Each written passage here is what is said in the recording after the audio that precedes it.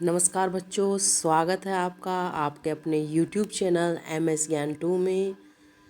तो बच्चों, आज जो हम स्टोरी सुनाने वाले हैं वो है दो मछलियों और एक मेंढक की कहानी। तो एक बार तालाब में दो मछलियाँ और एक मेंढक रहते थे। जो दो मछलियाँ थी तालाब में, उन मछलियों का नाम था सतबुद्धि और सहस्त्र बुद्धि। सतबुद्धि मतलब 100 बुद्धियों वाली, और सहस्त्र बुद्धि मतलब हजारों बुद्धियों वाली मछलियाँ रहती थी। और जो मेंढक था उसका नाम था एक बुद्धि। उसमें सिर्फ एक ही बुद्धि हुआ करती थी, और वो तीनों एक ही तालाब में रहते थे, और तीनों में अच्छी मित्रता थी।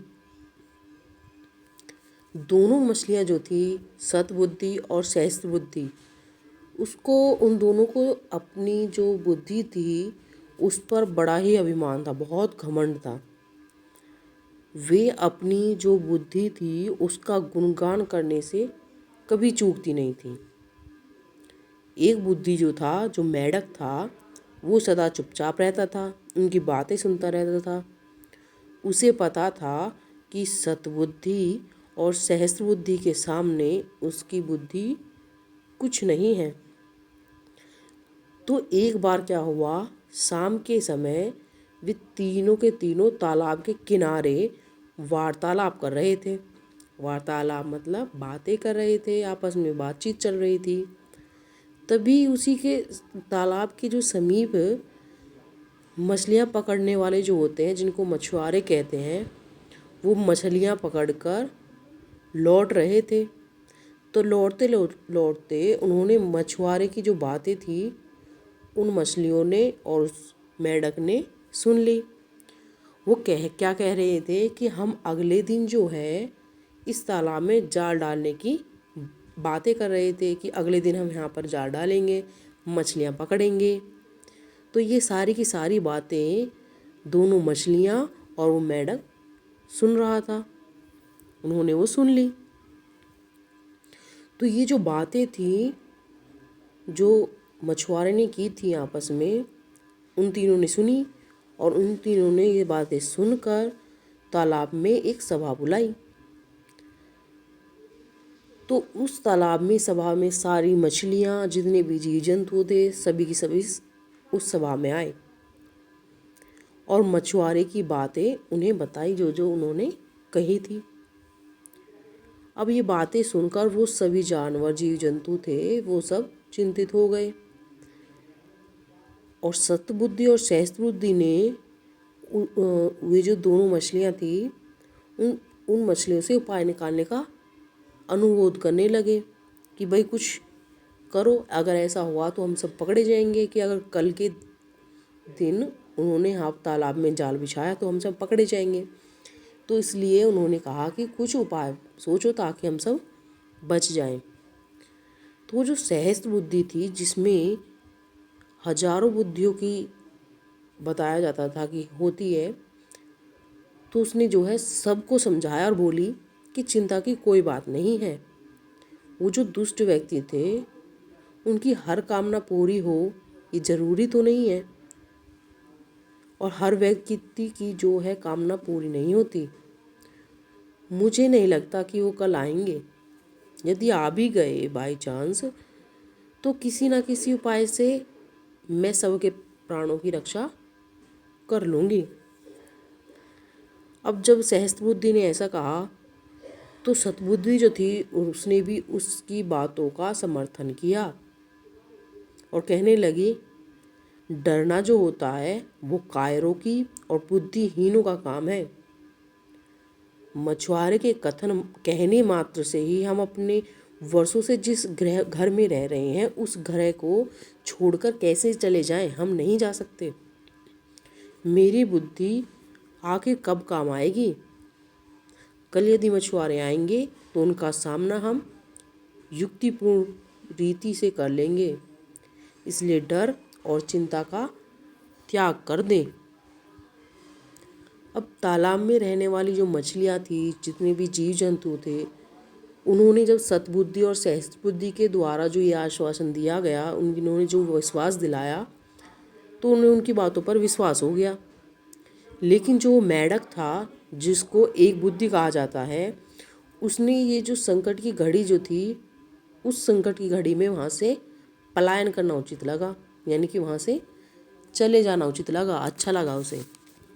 तो अंतिम बार वह सबको आगाह करते हुए बोला कि मेरी एक बुद्धि कहती है कि प्राणों की रक्षा करनी है, तो यह स्थान छोड़कर अन्य कहीं जाना उचित रहेगा। इसलिए मैं तो भाई जा रहा हूँ, आप लोगों को चलना है तो मेरे साथ चलो। इतना कहकर वो एक बुद्धि जो मेंढक था, वो वहाँ से तालाब को छोड़कर चला गया, क्योंकि अगर प्राण बच गए तो तालाब में वापस भी आया जा सकता है। लेकिन अगर घर के बारे में सोचकर, उस तालाब के बारे में सोचकर रहेंगे तो हम पकड़े जाएंगे, ये ऐसा सोचकर वो वहाँ से चला गया। अगले दिन मछुआरे आए और तालाब में जाल डाल दिया, जैसा कि उन्होंने कहा था। अब जाल डालने के बाद तालाब की जितनी भी मछलियाँ थी उसमें फंसने लगी, फंस गई उसमें सभी। और उसमें फिर सतबुद्धि और सहस्त्र बुद्धि जो थी, उन्होंने अपने बचाने का बहुत प्रयत्न किया, किंतु कोई काम नहीं आया, सब व्यर्थ हो गया। और मछुआरे के सामने उनकी कोई युक्ति नहीं चली और वे उनके बिछाए जाल में फंस गई।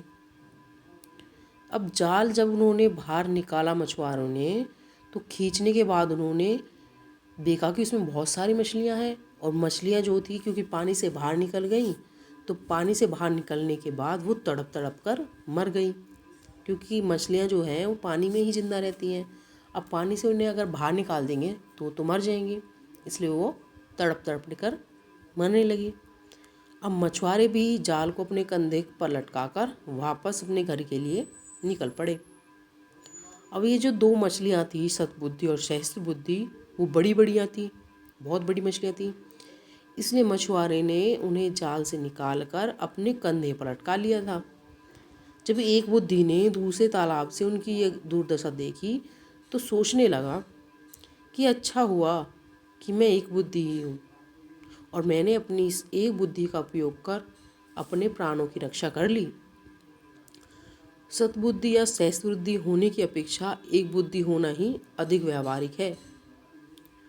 अरे समय पर जो बुद्धि काम आए वही उचित है, चाहे वो एक हो या अनेक।